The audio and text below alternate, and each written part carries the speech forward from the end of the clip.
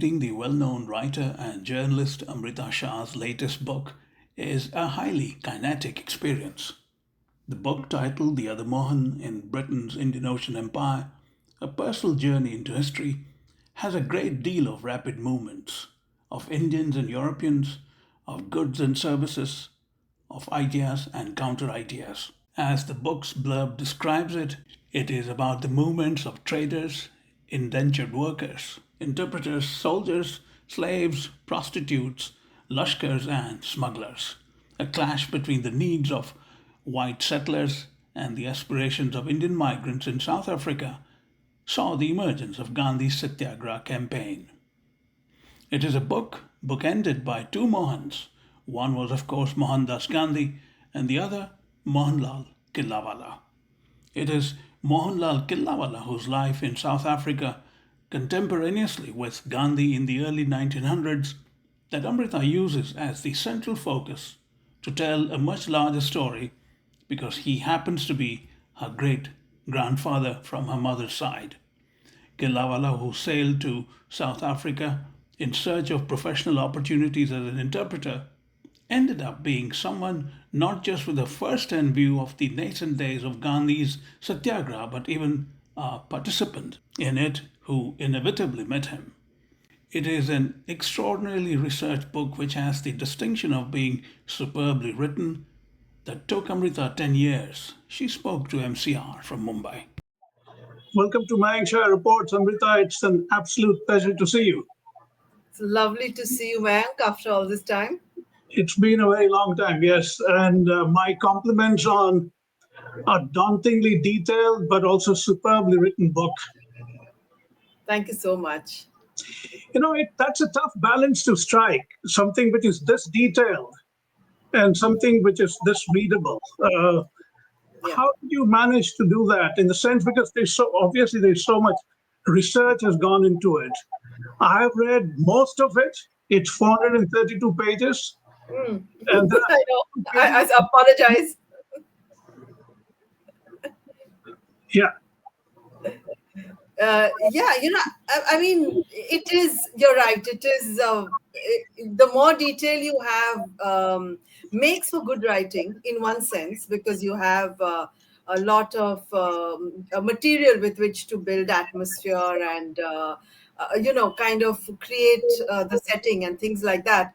But it's also difficult because what happened was that I set out not knowing, what I was going to find. It was really a sort of jaunt, you can say, sure. just a kind of. I was just taking a chance, and I didn't know what I was going to do with it, and then I found so much in the archives, and then I found so much more, and in fact, the more I found, I began to get seriously worried because my aim was to write a kind of literary book, not a deeply scholarly book. That was not my intention. I set out to solve this little family mystery. That what was my great grandfather doing on this journey, and who my great grandmother was. It was a sort of personal quest, and I thought it might even be a novel. Once get going, and in fact, the more material I found, the more scared I got because the danger was that it would become a very niche kind of book that would have, because there was a what I was finding out is very sort of original material. These were original findings that had not been not been talked about, or except very, very, very kind of limited way by a couple of scholars in South Africa. And what I was finding was actually a link to the Gandhi story, between the Gandhi story and their findings. And so it was very new. And I said, how am I going to explain this? Who's going to be interested? Who's going to be following me here except very, scholars of this era or of the British Empire? It would be a very limited book, and I'm not an academic, so this was not my aim. Right. But so, which is why actually it took a really long time for me to write this book, because I was determined to fuse the two, to keep its historical value and its literary value. And for that, I think what took a long time was that I had to live the detail. I mean, I had to enter that space, that time, understand, because there were lots of names of people who I'm quoting. I'm not quoting, but I'm kind of, that world is made up of all these many people and these many communities, and I didn't want to give information. I wanted to narrate it as if one was actually bringing making that space come to life. This idea of these pioneering migrants, people who went outside India at that early time, and what their lives were and how they built a kind of new life in this, this new space, and the complexity of that life. We tend to think we only know of Gandhi going abroad in this period. Right. I mean, we talk about the diaspora a bit, but and so my story was much larger. It was about an ordinary migrant, and as I said, I wanted to. I thought it was a very, how to say, kind of it was, I was so interested in it. It interested me so much to know how they set up home, how they made their lives, who was what, and who was related to what, and so it took me quite a long time. It took Right. me, the whole book took 10 years to write, and the research, really, I struck very lucky very early. So I think that was, the kind of, I was very lucky that that happened so easily, I would say.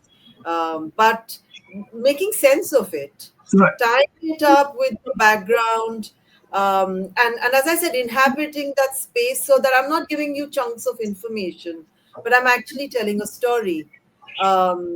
I had to kind of live with that material, kind of read it over and over and over again, try and understand it in new and different ways.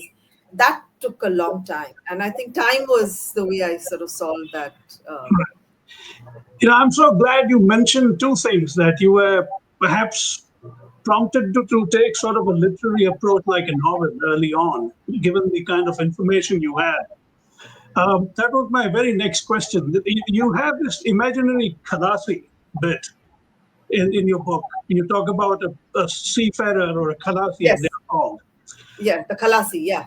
When I was reading it read to me like a sort of a cross between Joseph Conrad's Heart of Darkness Yeah. and, surprisingly, Gunmantrai Acharya's Daryalal. I don't know if you've read the great. No, I haven't. Oh, Okay. it's one of perhaps my favorite Gujarati novel. It Oh, I'd love talks to. about precisely the slave trade, Gujarati paddies in Africa. It's a fantastic book. Give me the name again. Daryalal. Daryanath. No, I have not read it. I You must. must get your I hands on must. it. Yeah. It's I mean, to me, it's the best Gujarati novel of its kind. So anyway, so when I read Fantastic. it, Yeah. I was swinging between the two, and I said, "Why doesn't Amrita continue writing that part? Forget Mohanlal for a while." So, Yes, no, I were you get it. tempted to do that? There are some. What happened was, many unexpected things happened when as I said, I started out with this idea that I had this great grandfather who went on an unexplained journey. And it always fascinated me. From the time I was a child, I was fascinated by the idea that I had an ancestor who was adventurous. I like that. And this mystery of my great grandmother, so when I set out, right, that was what prompted me. I did not expect many things that happened to happen. One of which was that, so my great grandfather came, the family came from Surat, Hmm. this part of the family. And I did not actually even know that. I had never even been to Surat. I'd gone past, I passed through it very often. And I think I might have gone on a journalistic trip for a day or something. But I don't remember actually experiencing Surat. And so when I started reading up about it, and the fact, I knew it was a port, but how important a port, its place on the Indian Ocean trade, and then the Indian Ocean itself, the history of the ocean. I did not expect that to become part Right. of my sort of the atmosphere of this book at all. And so I kind of went on this sort of trip on the ocean, which is what you refer to, the Khalasi, and finding this character of this seafarer who comes from, the Arabian coast to and settles down on the western coast in India, in Gujarat. Um, but I there are so many good books written on the Indian Ocean. Um, Scholars who write about the Indian Ocean kind of, I think, respond to the romance of the ocean, and so I think that there's no way I could undertake that job, which has already been done by scholars like Michael Pearson and various others whose books are so evocative. So I think I must not take credit entirely for the Khalasi's the character. No, no, but I'm talking purely in terms of the writing part of it. It's Right.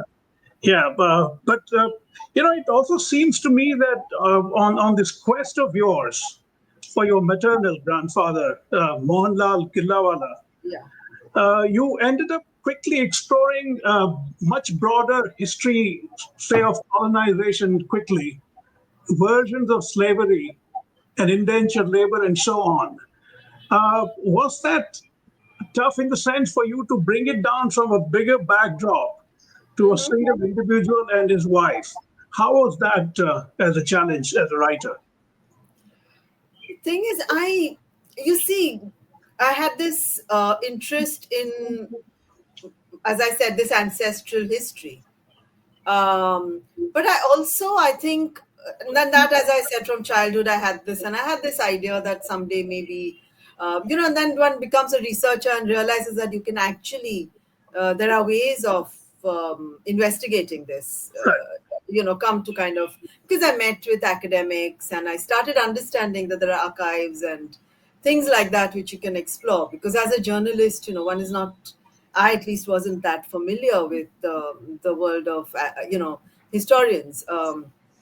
So, but I think when I started researching this, when I was much older, obviously this was around the early 2000s that I started thinking about it, because I think it was because I was already doing some reading on Gandhi, and right, suddenly South Africa became more real to me. That I started seeing it, what it would have been at that time, how large the community might have been. I started getting a sense, a realistic sense. It wasn't just I had this great grandfather who went. It wasn't. And so I think somewhere there was an idea that my story was not of interest only to me, because after all, I mean, we all have ancestors and we all have stories in our families, and it can be interesting, but right. it is not always interesting to a wider audience. And I'm not saying I set out, I just felt like that it was worth exploring to kind of satisfy my curiosity, of course, and my family's, but also because I felt that it tied up with something larger. I don't know. I had a certain instinct about it, that there was a larger story here, that it was not just the story. And I do think, though, that individual stories are very Right. interesting to tell on their own. I'm not saying that they can't be told. But here I felt, because of the Gandhi connection, I mean, in the sense that that there was an idea, because the timing was the same, the similarities between the two men, both were, and Gandhi, we always think of dressed in a loincloth and very simple, and and a sort of ascetic life, and but that was not how he started out. He He was a bit started. of a dandy, yeah. Absolutely, and barrister, and a very English. Also, in his, he, as he said, I am a I support. He was for colonialism at that time. I mean, in the early days, obviously, because he himself had gone from India to Right. a country that was a sort of in the imperial hands. And so so it started me thinking of a different Gandhi and of his own change. And my great grandfather, who was also kind of, what I knew of him was that he wore a suit always. He had these very westernized habits, which was very odd because, we are a fairly, we are a conventional middle class Gujarati family. But here was this gentleman who spoke English and in those days, and obviously had gone abroad to seek a living, to make a living as an interpreter, translator, using English. The fact that he could speak and write English. And so I think the idea that both these men so similar, Right. and becomes a great leader, and this is an ordinary man who comes back, and from what I hear continues living this sort of Anglophile kind of, this kind of has this sort of lifestyle. Right. I was curious. And I think that so getting into the larger history seemed quite natural to do, because how do you, I mean, if I'm asking the question, why did my great grandfather Mohanlal go? If I'm even asking that question, I mean, it never occurred to me that why were there Indians in South Africa? What were they doing anyway? Why? And I remember as a child, I don't know if you had that experience, but people used to say Natal as if Ah, it was another word for foreign. absolutely. Any Right. place. It wasn't like a specific place in South Africa. It was foreign, Part- like Vilayat, yeah, right. you know. So I think that it was amazing to me that there was this big history of indentured labor and then traders, etc., all going abroad, that I actually never knew. Well, not really, just maybe as a factoid. And so I think entering that history for me was it came quite naturally. No, in fact, it's an irresistible backdrop for a personal story like your grandfather's. The history that you dwell Yes. into early on. Just to cite, I mean, I began with how dauntingly researched the book is. Mm. I was struck early on by your writing about the American Civil War of 1861 and Right. how it appended cotton supplies to Europe from America. And sitting 10,000 miles away in Surat and Bombay and elsewhere, there were Gujaratis who instantly sensed an opportunity, including one guy called Premchand Roychand, a Yes. 20-year-old guy Yeah. who immediately recognized that cotton is going to be the thing. And I mean, you write that cotton became such a premium commodity at that point that people were tearing up mattresses to sell it to. Yes. Yes, that's the rumor. I mean, I assume it's true. Yes. It's by itself, it's a fascinating book to do. Tell me how you chanced upon that. I mean, if we come from Bombay, and it's actually quite a well-known part of Bombay's history, Mumbai, as it is, of course, known as now. The reason being that the not only was this cotton boom a kind of basically what happened, as you point out, that supplies were interrupted from America, and so Lancashire mills needed cotton from somewhere, and so they. In fact, I was just reading of another place in the far-flung empire, which was just, I think it was Egypt, maybe, where they just overnight, turned to kind of growing cotton Right. on a kind of on a large scale. And so that happened in India as well. Even though actually, I think we used to make a short stapled variety which did not suit the mills earlier. But I don't know if they changed the cotton that was grown, or the mills changed. I don't know.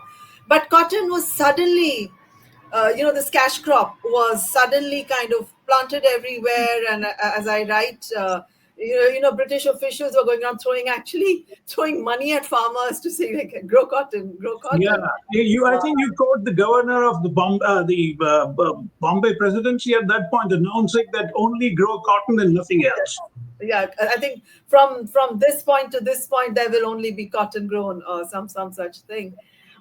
Yes, so when that happened, people obviously kind of there was suddenly a new form of income came into being, and then when all that money was suddenly sitting around, people like Premchand Roychand, who is really an extremely enterprising character and very big part of the history of Mumbai, they set up, companies sprang up overnight to mop up this money that was sitting in the market. So these could be companies to do anything, to reclaim land, to I think make some sort of machinery, or could be dud companies. It was just an overnight boom. And Premchand Roychand goes and gets a loan from, I mean, even the bankers got into the act. There was just this sort of excitement. And Right. of course, sane voices warned that this is a bubble that's going to burst. And when the war got over and cotton supplies were resumed, yes, the boom kind of Absolutely. tanked, and you suddenly had, and then a lot of the companies that were actually didn't deserve to be mopping up all this money, they didn't exist, or they didn't call, and then the share market kind of Yeah. Yeah. perhaps had this bust. But um, as a result, I mean, some of the money, at least I think it is said, that went into Mumbai's sort of development at this point. There is a lot of sort of some lack of clarity on this point, whether this money was actually put into use for that. But Bombay developed at this point. You suddenly had many of these fine colonial buildings that you see, Right. which, Mumbai was really like another London in terms of the kind of architecture that came up at that point, and huge, the Victoria Terminus, the the sort of buildings along the along the Esplanade, the High Court, and so all this happened. The Horniman Circle, the kind of buildings that came around there. So it's a very important part of Mumbai's history, the boom and bust, and then suddenly the city itself acquiring this kind of very fine sort of skyline.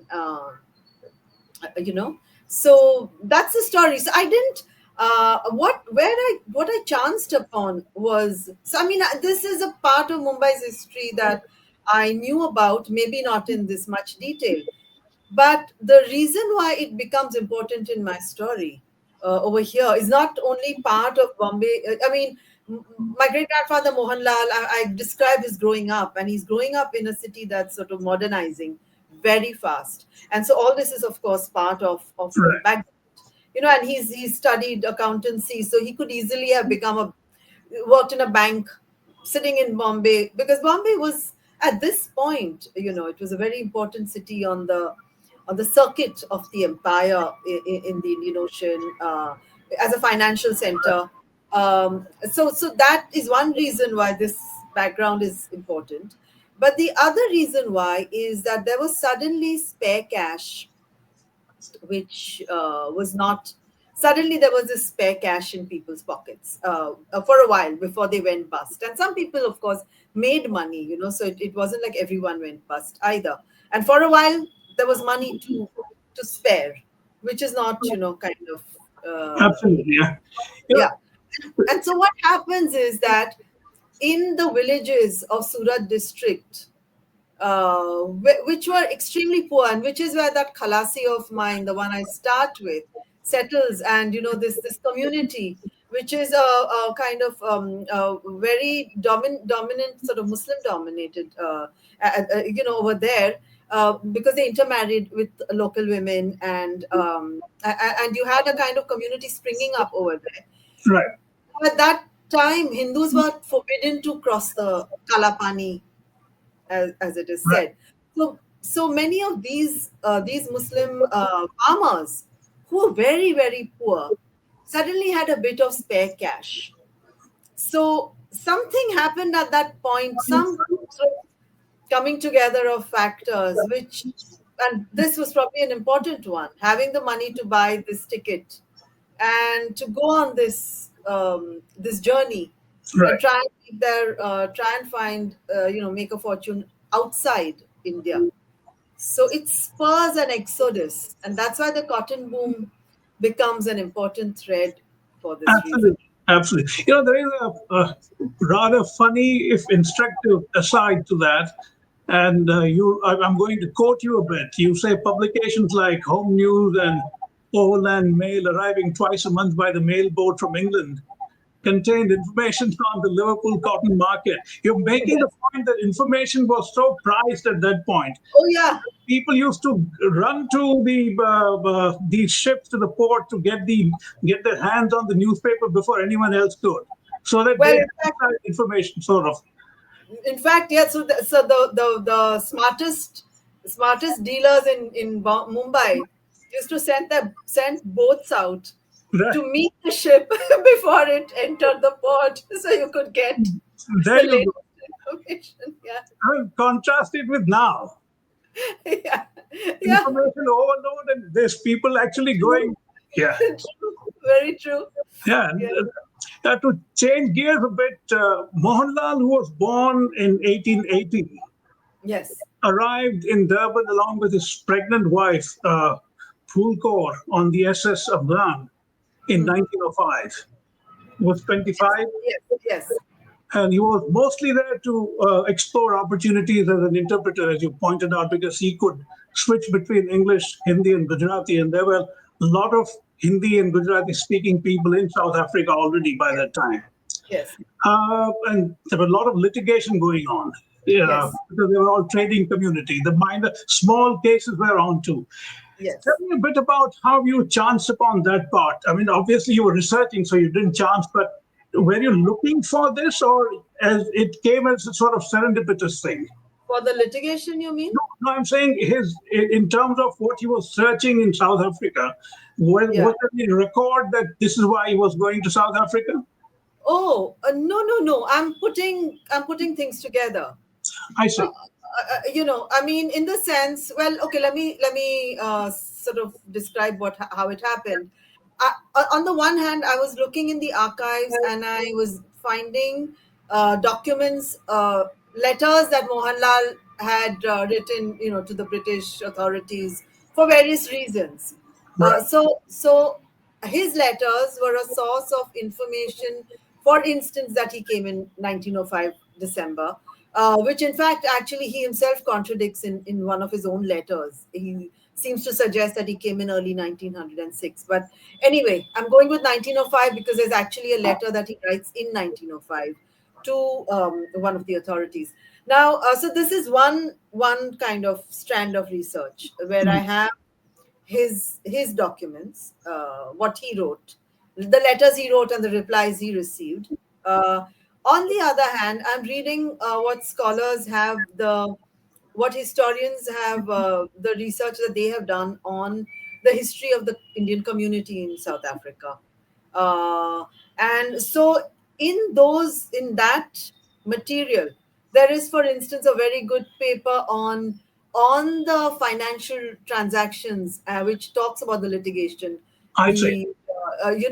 a lot of litigation between parties, and it's a very good paper on just the financial aspect of, the kind of dealings that they had, what were the amounts, or things like that. um, and then there is, for instance, I mean, there are other papers which talk about the more important, or let's say, again, business, because they all went for business. Enterprise was the reason why many people, at least the non-indentured, and then even the you can say even the indentured, in a sense, went for opportunity of work. So these other papers, for instance, have talked about prominent Indian traders and what businesses they were in.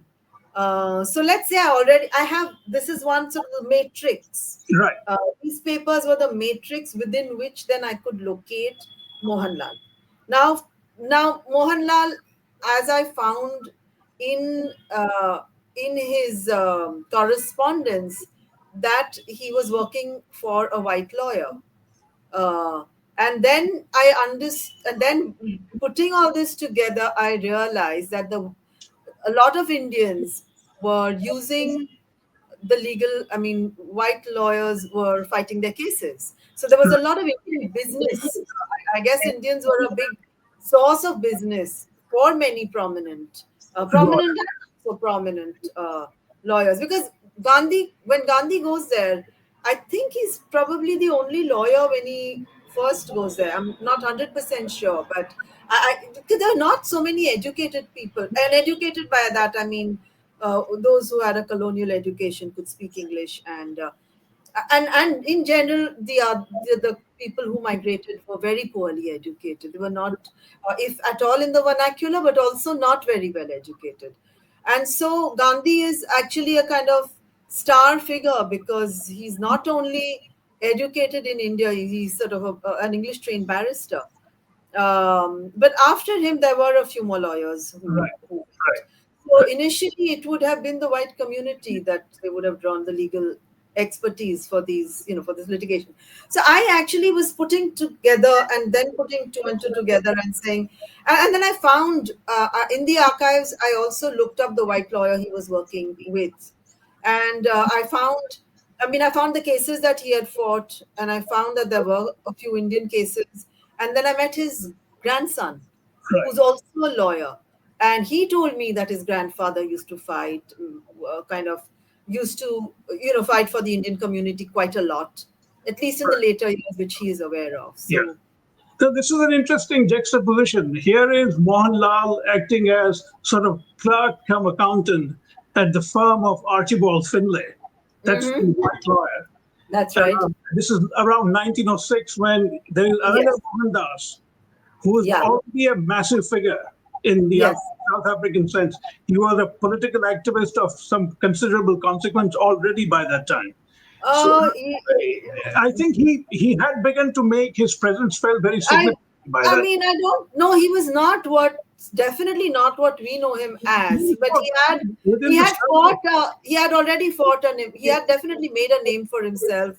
within And the community. Yeah, yes, no, and also wider because he was writing letters to the British papers, and he was so certainly. I mean, you're right. I don't. He was not this formidable figure that we not now at know. all. Not at all. No, Yeah. No, he so was a young man who had created this yeah, stir. yeah. So there Yeah, are two interesting parallel tracks between Mohanlal and absolutely. Mohandas, the Absolutely. two ends of the Absolutely. spectrum. Yes. Yeah. Yeah. Yeah, again, as an aside, you write early on that your great grandfather was the very antithesis of Mohandas in some specific sense. You write that you found no signs of the qualities associated with Gandhi. For instance, he wore fine suit, feasted on English biscuits, and played a forceful landlord. But Yes. did you come across anything that might have suggested that Mohanlal was conscious of the figure of the Gandhi that we know was emerging at that point? So this is what I'm again clarifying that it's so tempting, and I had it was like a temptation that one has to that what we know of Gandhi, the revered figure that he was not at that time, Right. right? He is still only, 25, 26 years old. He's writing these very flowery letters to the British, laden with sort of, quotations, and he's still this very, he's not Gandhi yet. There is subservience to Right? his demeanor still. Sorry? There is still a bit of subservience. I mean, there is some deference that he pays to the Uh, Brit. Absolutely. I think he was an admirer of British ways, and he did not at that time, at that moment, 1906, he's not thinking at all of. I mean, they're giving awards to mayors. They say Queen Victoria's Golden Jubilee sort of wishes are sent to the Empress, and there's definitely they're I wouldn't call it deference. I think it's just they believed in empire. They thought themselves as subjects of empire. Right. Gandhi and the traders and all of that. So I don't think by 1906 Gandhi is yet this position is not yet moved from at all. Right. Um, so if you see Mohanlal coming to Durban in 1905, I think how we would have seen Gandhi is this. He would have seen him as a celebrity, a local, a very prominent Indian, extremely prominent Indian, and someone who, to look up to, and also the same kind of professional class, the same sort of. He's not a rich trader, for instance. Right. He is, someone who is educated and has a legal mind, and so it's the same professional class in the sense which Mohanlal, let's say, is part of the wider circle of interpreters and teachers and so on. I think he would have seen him as someone to admire, someone, which he did. In fact, in one of the letters, there is a slight reference to Gandhi, and uh, Gandhi had moved to Johannesburg at this time. I mean, Right. he had moved out of Durban, so he was not physically there, though he used to come and go. He was running a newspaper, Indian Opinion. So again, that would have been sort of Mohanlal would have seen this his influence Right. through the newspaper, and also that there was the Congress Hall, the Natal Indian Congress that had been started to fight the early campaign. The first campaign was the disenfranchisement of Indians, which is, the early campaign which Gandhi made his sort of name, Right. and then later on comes the later campaign was the pass burning, and the identification with fingerprints and so on. But that is yet to happen. So we are in between these two, where there's a sort of hiatus, and the future of South Africa is being decided after the Boer War. So there's a bit of a lull. That's when Mohanlal comes here, Yeah. and Yeah. now the Congress Hall, the Natal Indian Congress Hall in Durban, was used for social events of the community. So, for instance, because what was happening as the colonial bond, like say the indentured and the indentured become free after their term is over, and then their children, a few of them, very few, because schools etc. were very heavily curtailed, but a few of them had sort of flourished. So if a colonial born Indian had gone abroad and studied and become a lawyer and come back, or become a doctor and come back, then in the Congress Hall there would be a felicitation, and then they would talk about social, like going, collecting books for a library, or these kind of activities which Mohanlal became a part of, very much a part of, and his name features in Indian Opinion. Like he Yeah. was here this evening, and he also gave a speech, and very quickly. So I think Mohan Lal, my great grandfather, is a part of the same circle, the milieu. Gandhi, of course, was goes across all. I mean, he's very friendly with all the traders. He's obviously part of this circle of the educated Indians, and the indentured at this point. He's not that. He doesn't know them so well Right. yet. That will happen later. That will happen towards 1913. There will be this long march and an agitation involving in the indentured laborers. But he still did. He was fighting cases involving indentured laborers. And so Gandhi is this figure that is known to the whole Indian community. So I Right. think Ras Mohanlal would have been very impressed by him. Right. That's how I think it would be. Okay. I This political cause, and that's an important thing to remember at this particular moment. I think there is some regret on the part of the traders, because this campaign against disenfranchisement doesn't actually work. Right. The campaign doesn't work in favor of the community. The discriminatory laws stay, and in fact, more discriminatory laws are passed, Indeed. which licenses are curtailed to shopkeepers, for instance, and to hawkers. People are not allowed to enter the colony easily. So it hasn't worked into their benefit.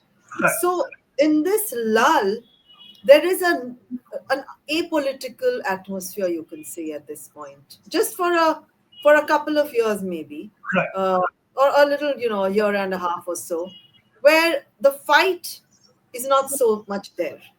It's also, let's wait and see, because the Boer War is over, and the Boers and the English are working out an arrangement.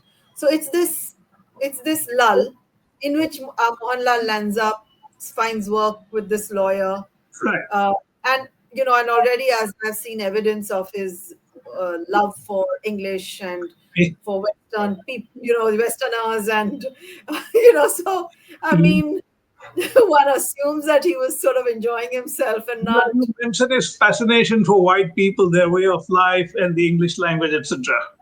Yeah. Yeah.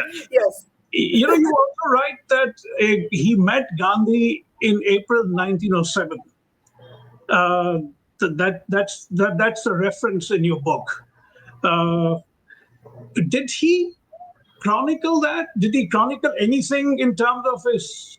Uh, yeah. So I don't recall this April 1907 meeting, but there is enough evidence because as I said, he's quoted as being part of this circle in right. And so, for instance, there is one instance where Gandhi is also there, and they go off to. I think it's malaria relief or something like that. So, I mean, there's enough reason to believe that he knew Gandhi, at least, if not very well, to some extent, he knew Gandhi, Yeah, he would definitely. have come in contact with him, sure. Absolutely. And I think that he knew him. I mean, he hobnobbed with Okay. him. Yeah, I'd say that there was more than. Did he chronicle? That's the thing. You see, when I started on this, in fact, I kept asking my family. Actually, initially, I didn't even know that there was. Um, One aunt of mine suddenly said he went to be with Gandhiji. Manjula. That's, of course, as it turns out, not true. But I mean, he didn't go to be with Gandhiji, right? But I was not even aware of any connection with Gandhi. Right, right. So there was. I mean, if he chronicled, it's been lost. You No could, one. yeah, Yeah, because yeah, no one seemed to know anything about this journey, yeah. why he went, what he did there. To change gears a bit again, it's interesting that even in those days, dodging immigration laws was a thing among the Indians. Absolutely. In fact, you write about a particularly racist newspaper editor of the Cape Times Yeah. as having whipped up anxiety into hysteria by writing a horde of coolies heading for Cape Port, a Yes. dumping ground for the scum of the Far East. Now it's just in your face racism. Oh yes. Oh Yet yes. this community persists. That's quite remarkable. It's true. Actually, that racism, that migration. I mean, it was against certain races, European races as well. But of course, against Indian is a sort of virulent form, not only because of racism, which of course, I mean, is in your face racism, as you say, but it was also, I think, there was a sort of idea that Indians and the Chinese, at some point, would flood.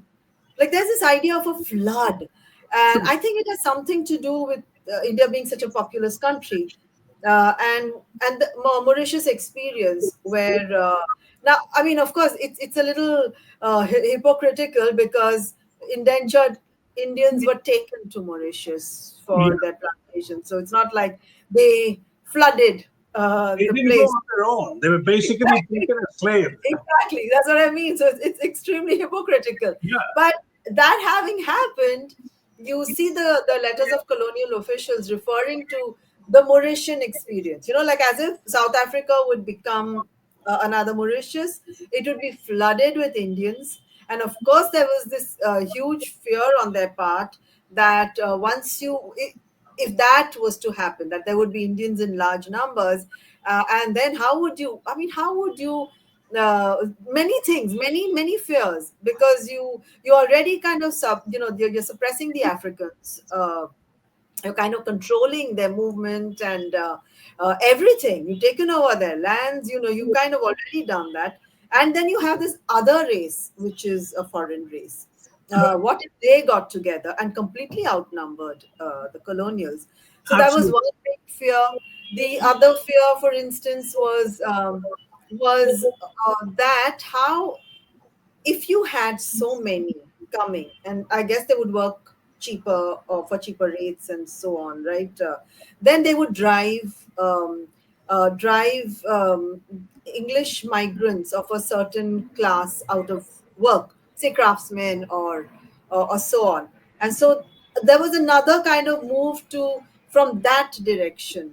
So there were all these sort of colonial fears where suddenly limiting Indians Right. was primary, like you. And of course then the racist impulse takes over to describe them as these hordes that come, as if they're overrunning. Of course it was very convenient in the beginning when they came and they Yeah. kind of traded. The traders came and serviced, let's say, the indentured, or the indentured laborers came and grew sugarcane. For all that was sort of Exactly. forgotten. Right. you know Right. Right. yes.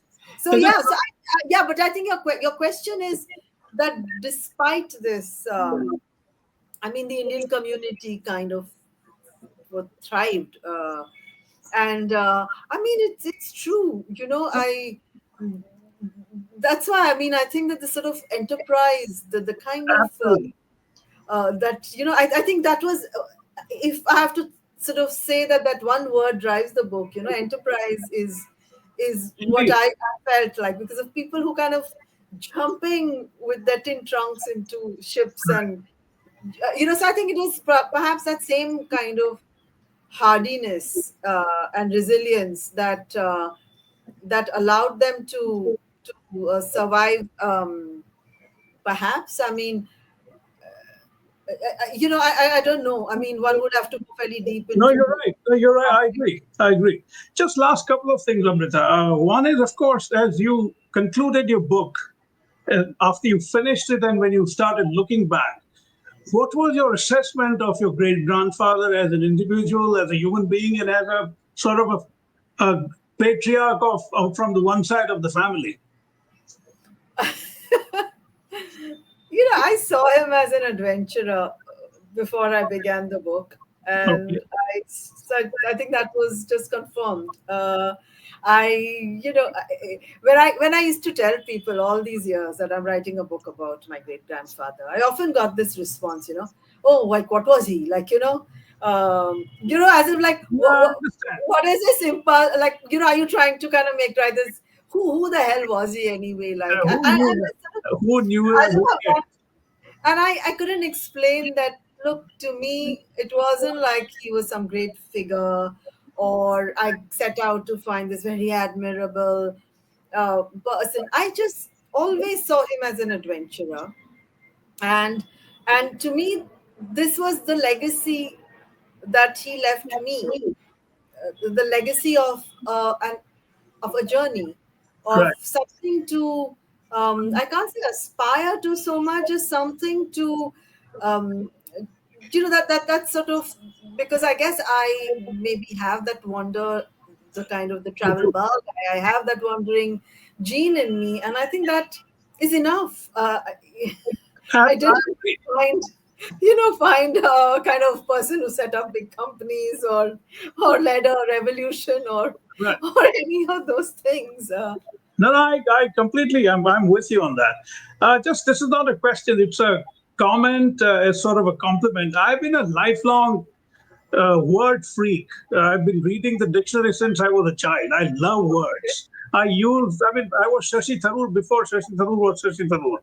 So I was very happy that you used interesting words. The three I remember, one is, of course, caterwauling, one is then Latin said, and loamy earth. So my compliments on using words which are waiting to be used. Okay, thank you. Uh, That's an interesting compliment. I mean, I really am very obsessed with the words of all kinds. I don't know why people don't use it. There used to be on Voice of America when I was growing up a program called Words and the Stories. Uh-huh. I remember from over 50 years ago, words like scamp and scallywag, and I mean, it's they're still there, and I've used them in my writing, and people Right. cannot figure out what they mean. I said, go and read the damn dictionary. I'm not Yeah, going to tone it down for I you. think I think people of our generation grew up with, Ab- Reader's Digest had that yeah, word, and I think Times of India used to have some word for a day, if I'm absolutely. not wrong. Yeah. No, I'm glad you. I think maybe next one you should do entirely that. Use all kind of words that people don't understand. Do a Tharoor-esque book, right? Yeah, yeah, yeah, sure.